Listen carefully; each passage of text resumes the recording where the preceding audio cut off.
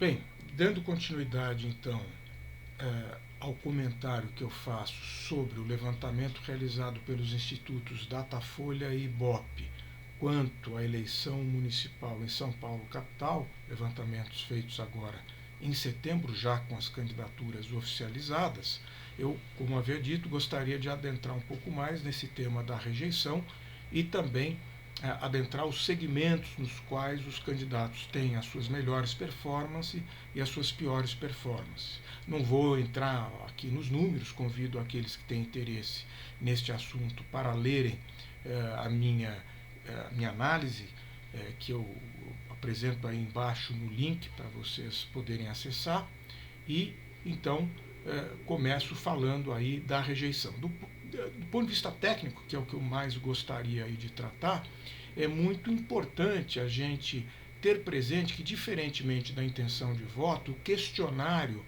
ele é um questionário no qual o entrevistado ele pode apresentar rejeição a todos os nomes que ali se encontram. Então vejam que é muito importante ao se fazer a comparação entre rejeição e intenção, porque não deixa de ser relevante olhar o tamanho da rejeição de um candidato com o tamanho da sua intenção, mas ter presente que há essa característica. Portanto, a somatória dos nomes dos candidatos rejeitados, desses percentuais, será sempre, quase sempre, superior a 100% e muito superior a 100%. Pois bem, nesse sentido, há também que se pensar que o aspecto ruim que se tende em relação a alguém ser algo que se cristaliza com mais facilidade do que aquele que é o aspecto positivo. Enquanto o aspecto positivo pode se tornar ruim em pouco tempo, por exemplo, na medida em que alguém passa a ser mais conhecido e há, seja denúncias, críticas fortes e razoavelmente bem comunicadas, bem argumentadas, uma, outra ou as duas combinadamente, isso pode diluir rapidamente a intenção de voto. Enquanto no que diz respeito à rejeição, ainda e quando uma parte da rejeição possa ser eliminada durante a campanha, mas a tendência é haver maior sedimentação. Então, esse é um problema maior que o prefeito de São Paulo apresenta por aquilo que eu havia dito no primeiro bloco.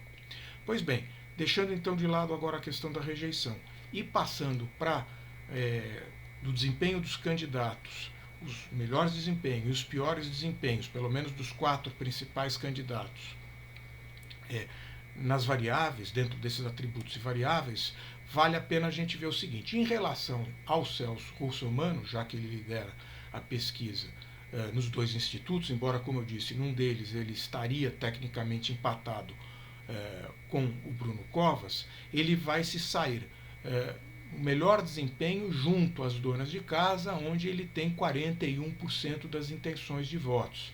Esse é um segmento relevante, importante, embora quantitativamente não seja, vamos assim dizer, isoladamente o de maior expressão eleitoral.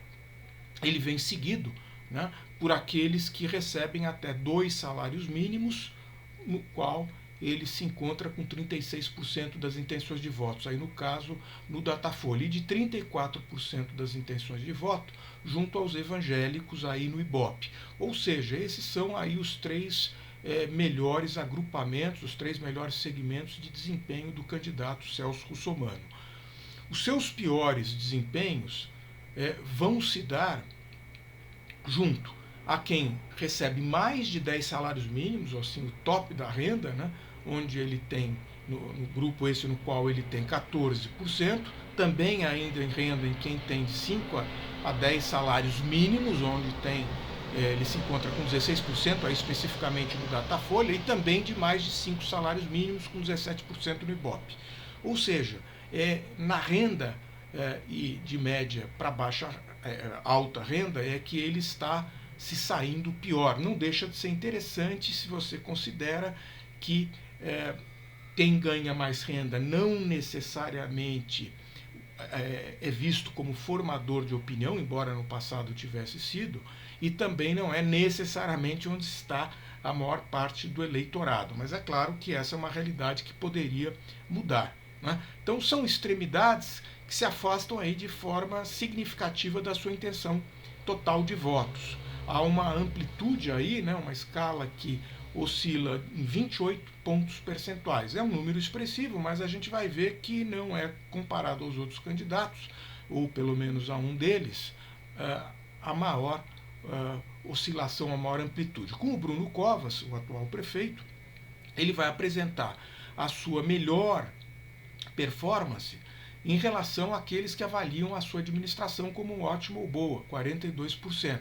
Bem, a gente poderia dizer, mas aí não vale, porque ele é o único que pode ser comparado nesse item, né? Ele é o único que está efetivamente governando. Então, se a gente elimina esse grupo, o seu melhor desempenho é junto àqueles que têm 60 anos ou mais de idade. É um público que tem aumentado consideravelmente nos últimos anos, já visto o envelhecimento da população e muito da população paulistana, e nesse grupo ele tem então 28%, veja, uma diferença muito relevante em relação a quem avalia a sua administração como ótima ou boa.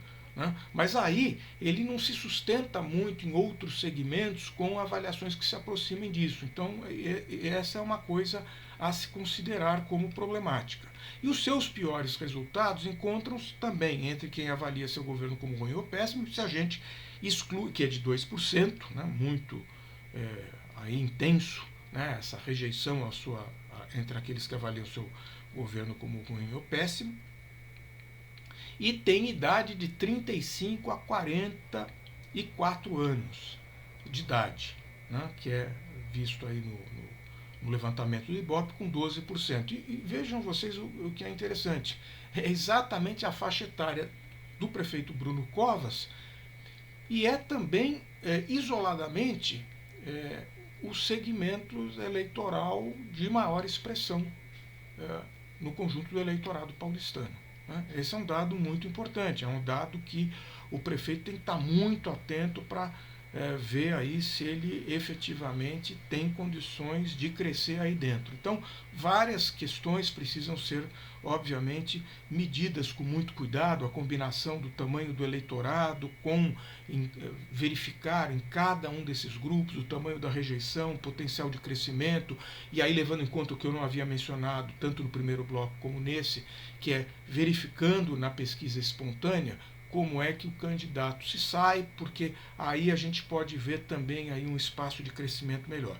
Bom, é interessante que nesse segmento, né, da idade, eu já havia dito isso, ou melhor, é interessante verificar que a amplitude do prefeito, né, é de 41 pontos, mas se a gente exclui as avaliações, né, se ficamos só com aquelas que podem ser comparadas com qualquer outro dos postulantes, aí eles têm uma situação que seria menos ruim, que é de 17 pontos de variação, né, de 12 a 28% das intenções. Vejamos agora os dois outros nomes que, de uma certa forma, como havia dito no primeiro bloco, podem vir a embolar aí a campanha. Guilherme Boulos, que tecnicamente estaria ou aparece nas duas como em terceiro colocado, mas como adverti, está tecnicamente empatado devido à margem de erro com o ex-governador de São Paulo, Márcio França. Ele apresenta os seus melhores desempenhos, atenção, apresenta os seus melhores desempenhos, 20%, em quem tem ensino superior, 19% idade de 25 a 34 anos, é um eleitorado expressivo, e 18% em quem tem renda de 5 a 10 salários mínimos e de 10 salários mínimos para cima. Né? Ou seja, um candidato de esquerda, assumidamente de esquerda, que se sai melhor junto a quem tem maior renda. Pelo lado negativo, Boulos não pontua junto com as donas de casa, fato que fica bem claro ao se verificar que vai muito mal, também para quem se diz evangélico e também recebe um salário mínimo, até um salário mínimo de renda, né? Com somente 2% das intenções de votos. Ora, para quem tem ainda uma intenção de voto total modesta, chama a atenção que essa amplitude dele é 19 pontos percentuais. É uma oscilação bem considerável. Né? Então, o Boulos carrega aí essa aparentemente contradição, pelo menos nesse momento que eu chamo aí do ponto de partida oficial aí das pesquisas de intenção de voto. Já o ex-vice-governador de São Paulo, Márcio França, ele, tal como Boulos, apresenta o seu melhor desempenho ao lado de quem informa ter mais renda, a partir de 5 salários mínimos e também de 10 salários mínimos para cima, isto é, 12% dessas intenções. Mas o ex-vice-governador não se sai nada mal acima da sua intenção total, junto aos jovens de 16 a 24 anos e maduros de 45 a 49 anos, grupos esses nos quais ele tem 11% das intenções de votos e também de quem recebe de 2 a 5 salários mínimos, 10% dessas intenções. É um dado relevante. Né? E seus piores resultados coincidem, eu sublinho muito isso, os seus piores resultados se encontram junto à intenção de voto total dele, né? Que é de 4% e 5%. São em vários segmentos, então não chamam a atenção de nenhum em particular. Mas, em relação a esses de 10% e 11%, ou próximo disso, é interessante verificar que há um espraiamento aí por muitos segmentos. Isso, de certa maneira, é um dado confortante, ou para se confortar aí o ex-vice-governador de São Paulo. Eu diria que isso indica que ele tem aí uma capacidade de crescimento nada desprezível.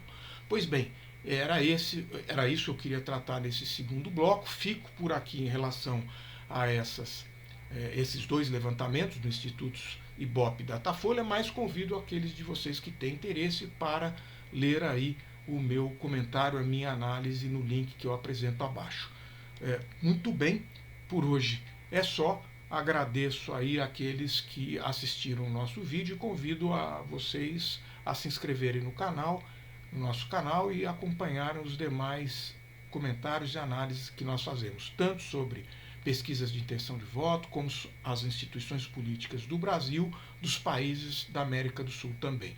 Muito obrigado aí pela sua atenção mais uma vez.